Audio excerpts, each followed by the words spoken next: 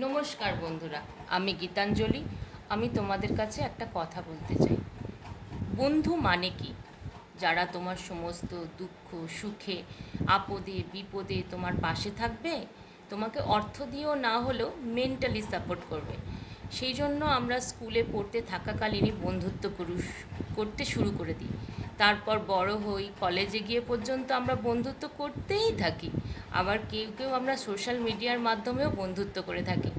আমি বলছি না যে সেই ছোট থেকে বড় হওয়া পর্যন্ত আমরা যাদের সাথে বন্ধুত্ব পাতাই তারা খারাপ, তা নয়, কিন্তু তারা সবাই ভালো। আমরা বাইরের জগতে বন্ধুত্ব খুঁজতে খুঁজতে বাড়ির মা বাবাকেই ভুলে যাই। হ্যাঁ বন্ধুরা, আমার মা বাবা আমার বেস্ট ফ্রেন্ড। স্কুলে পড়তে থাকাকালীন কলেজ পর্যন্ত আপনি মনে করুন তো, আপনার আপদে বিপদে কে পাশে ছিল? আপনার সাথে পরীক্ষার দিনগুলোতে কে রাত জাগতো? সেই মা বাবা।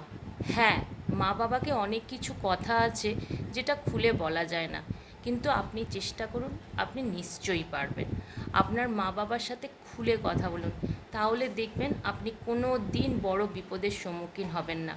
আর যদি হন, তাহলে এই বাবা মাই আপনাকে বিপদ থেকে রক্ষা করবে।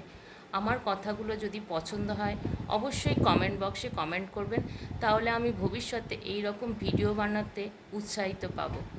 নমস্কার বন্ধুরা।